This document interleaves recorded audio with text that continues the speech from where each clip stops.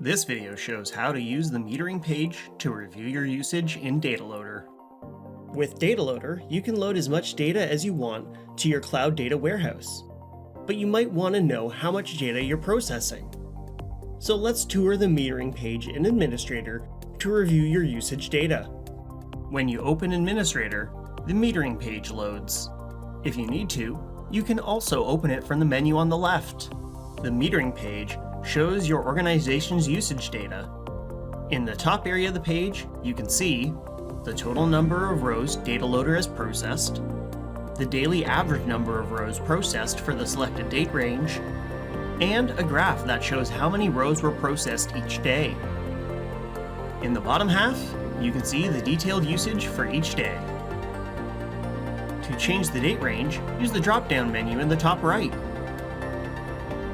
And if you need to export the metering data, it's available for download as a CSV file. And that's all you need to know about the metering page.